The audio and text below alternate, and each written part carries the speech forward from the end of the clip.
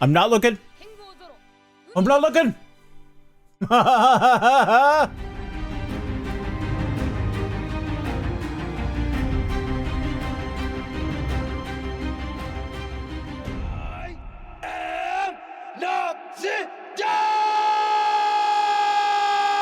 Hey everyone, how's it going? Noxiddar here, and welcome back to another reaction in the One Piece anime.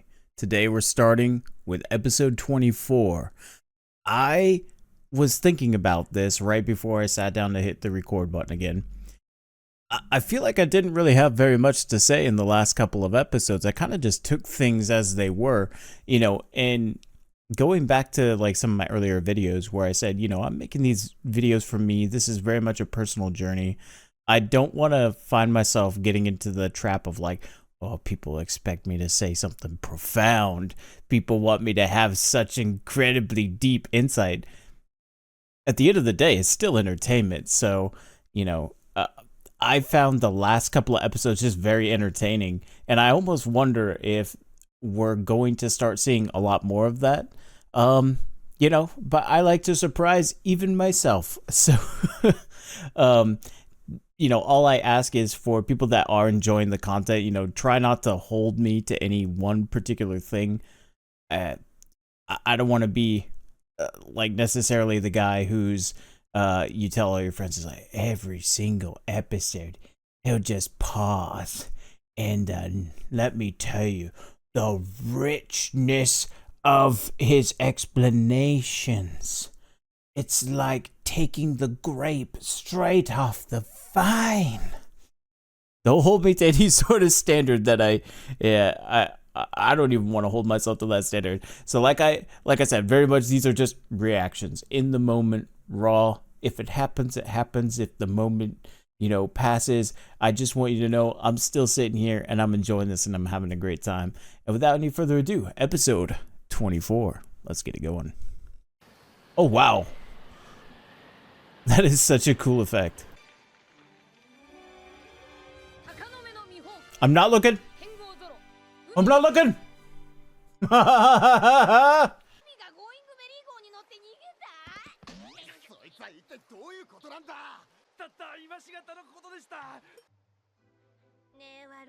Oh boy.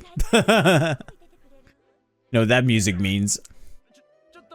But I can't help but think, like, when I hear music like this, it sounds like I've just entered a village in a JRPG. It's like, it's got that kind of like. Oh no. All right, everybody at home, avert your eyes. This is inappropriate. Uh-oh, no, don't do it. Demonetized! Oh boy.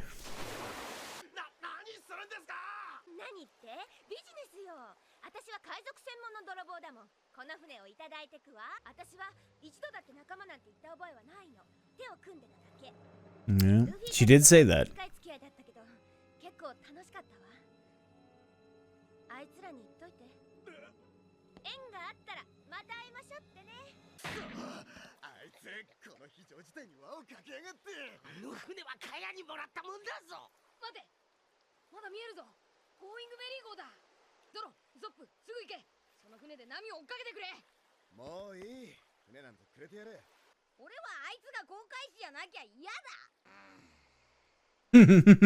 I love that growl.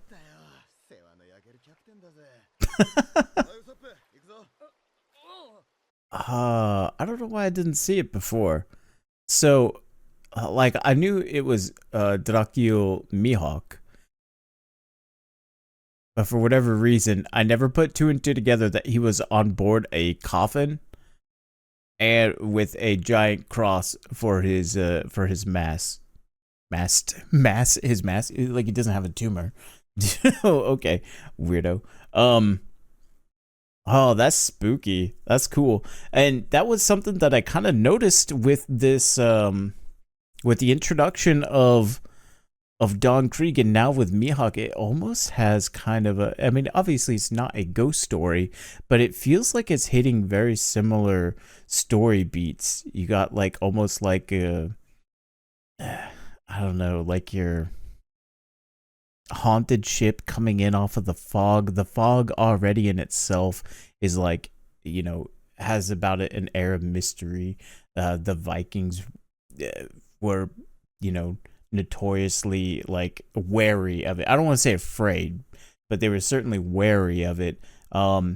You know, and quite often it carried ill omens, especially if you were like probably close to shore, as you wouldn't be able to see land until you struck it. So, and now we have this kind of, you know, like I said, when we first were introduced to Zoro, we have this like heavy organ presentation, and it's very reminiscent of the mysterious, almost villainous kind of character. And it's interesting, the presentation that's led us up to this moment.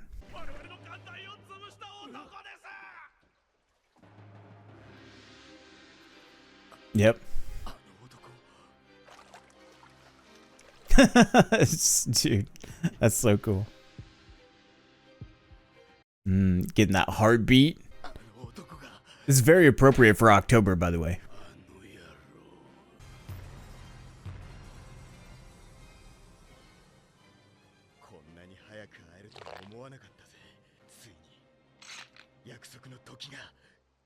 Yeah, that's what I was saying. Like, it wasn't like fear, it was like an anxiousness, like an excitement to it. Got his heart racing. That's cool. That's a little bit more the Zoro that you know, I came to understand from the live action right there.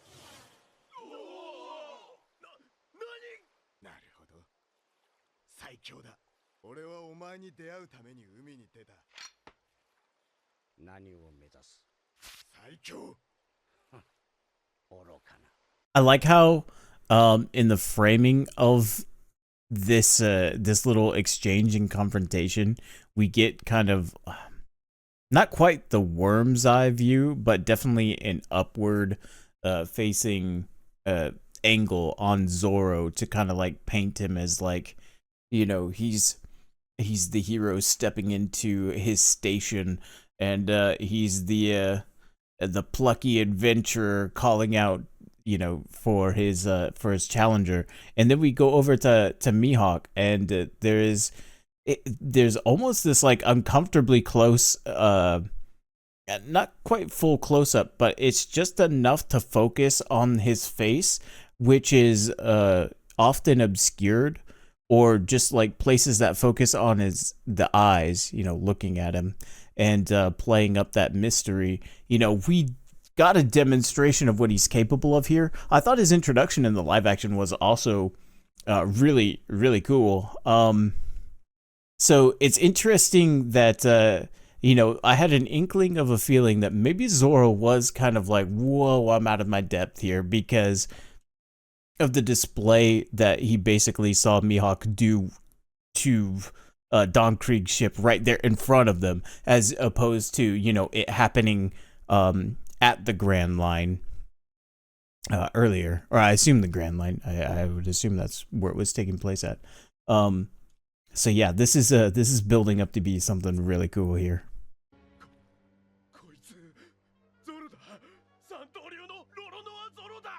Yep, there you go.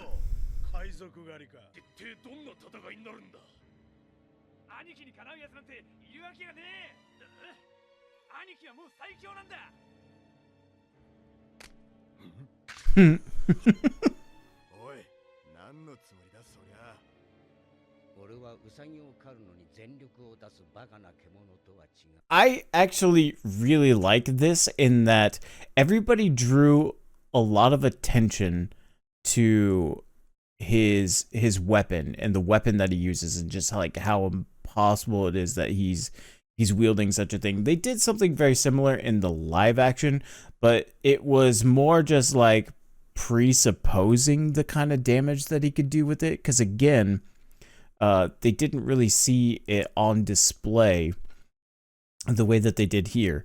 And so just the level of comedy in the joke itself of pulling out just such a tiny sword when everybody just played up the massive weapon on his back.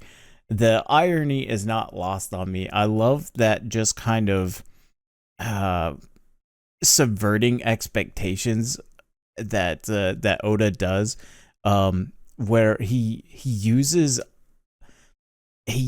opposites in such a way, like, you know, like I talked about with Sanji's character, you know, being so suave, so freaking cool, but just completely undone by the you know, the charm of any lady around him. And so you have this idea of the world's strongest swordsman carries a beast of a weapon upon his back. And when you challenge him to a duel, and he thinks not much of you anyways, out comes this little tiny knife. I love it. It's so great.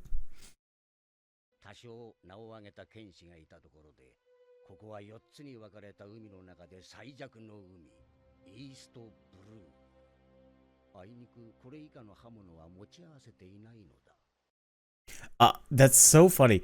That whole idea of like ranking things was something that I kind of just had to chuckle at when I was living in Japan. Is they had rankings for everything. Like my city, Matsue, wanted to be the #1 ranked city in Japan for like having the most amount of recycled goods. So they were like very, very big sticklers on, listen, if you have a staple in that cardboard packaging, that staple does not go with the paper, the paper recycled goods. If your paper had a little smidgen of oil on it, it goes in the burnables now. It's no longer paper. We don't recognize it here. I mean, they were very, very serious about all of that, and they took it so seriously. And then there were rankings for every other thing. Matsue, the city that I lived in, had the lake that the city was basically grew around. It was a bunch of small villages that kind of grew together. And so this lake Shinjiko, well, actually the Lake Shinjiko by itself is Lake Shinji. Anyways, Lake Shinji had the second best sunset, ranked #2 in all of Japan. And everybody always talked about that. Every time I mentioned Lake Shinji, it was almost just like on cue. Someone would just pipe in and they'd be like, well, the ranked #2 most beautiful sunset in all of Japan. Did you know that? It like reminded me of that scene of like that meme where everybody's watching like Lord of the Rings, was it the Two Towers, when like Aragorn goes to kick the helmet and everybody's like, did you know that he broke his toe in that scene?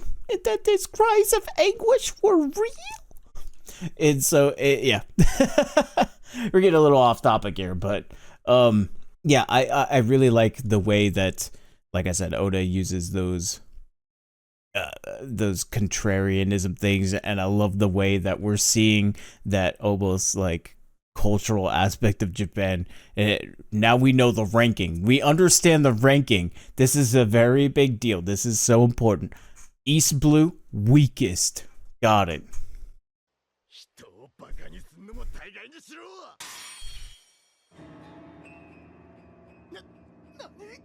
Even more impressive, he blocked 3 swords in this one.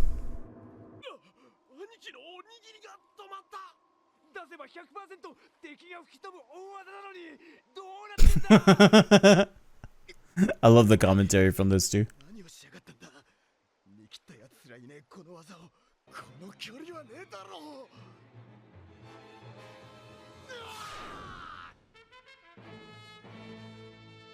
Thanks for the cut. Oh, I just noticed that it says Special Edition. So is this Is this the special edition because it's in HD? Is that what it is? Is that the thing that makes it special edition? That's cool. Ooh, we used it instead of just, you know, held it.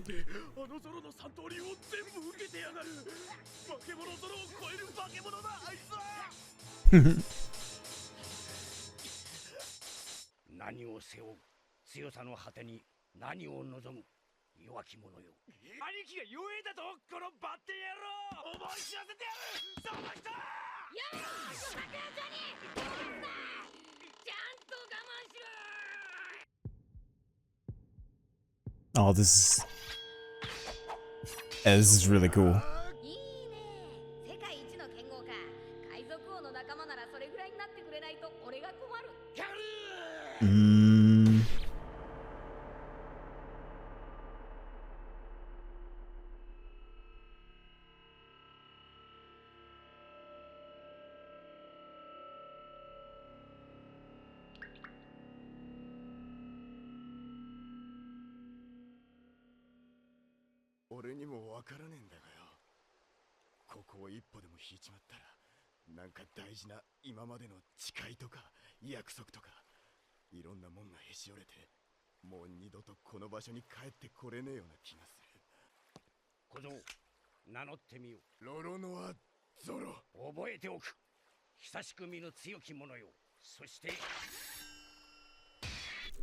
Oh, I just noticed that he called him Strong One.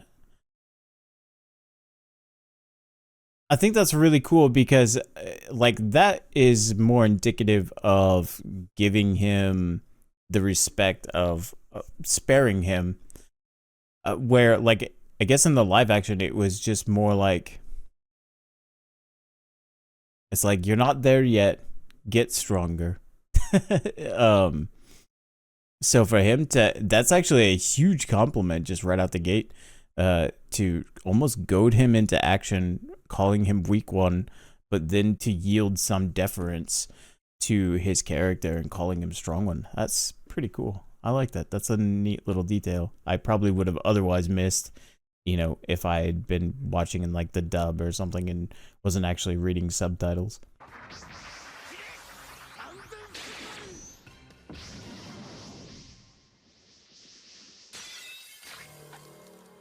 Oof. Right.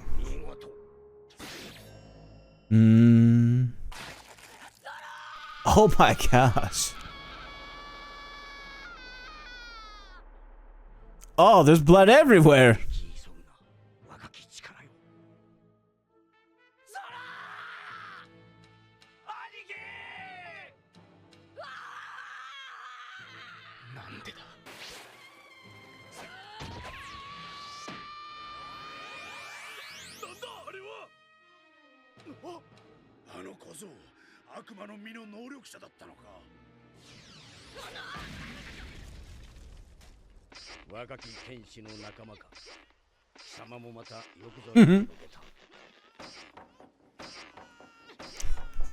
Luffy, you're ruining the moment.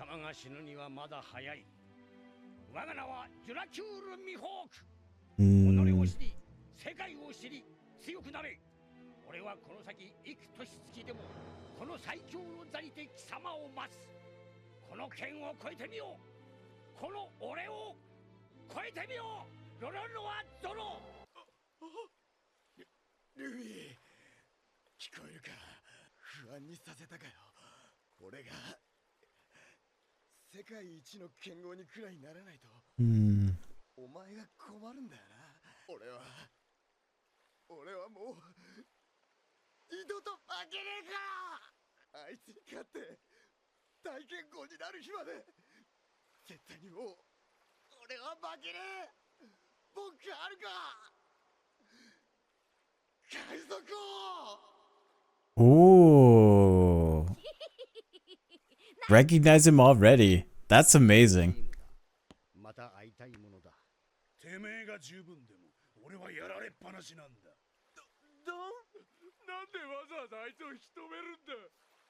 Why are you trying to keep him here?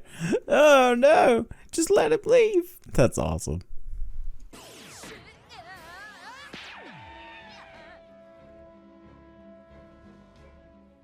Luffy's basically playing a game of the floor is lava.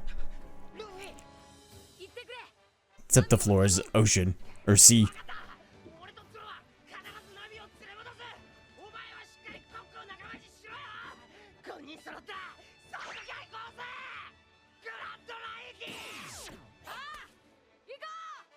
Well, there it is. The terms of their agreement, finally.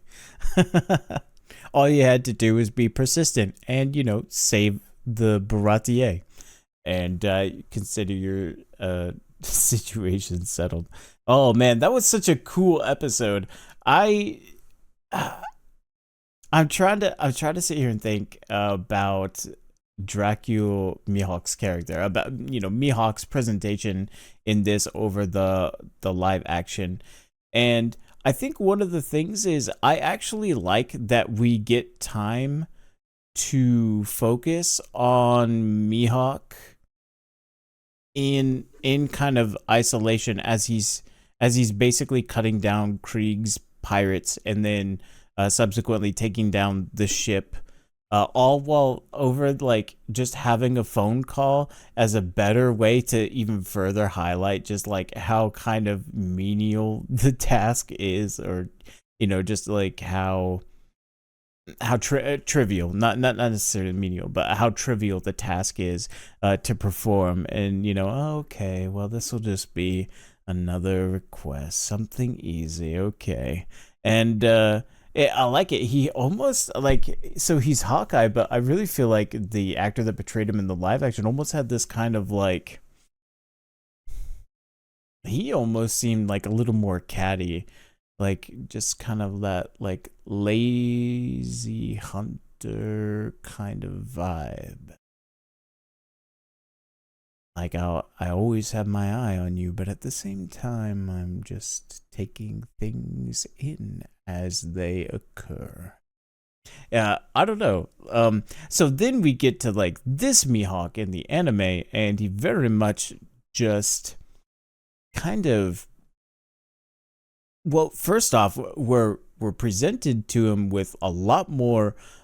He has a lot more mystique, mysteriousness about him, and we don't quite know what he's capable of per se, other than you know, we hear that he devastated an entire fleet, and so you know your first thought is like, well, how? And so we get like those really detailed flashback images, but we don't actually see what it is until the moment everybody in the Baratie and the surrounding ships, Krieg's men, and most especially the Straw Hats actually see that display of raw power. And I think that is also just really interesting, because for us as the audience, the spectacle is also the heightened danger.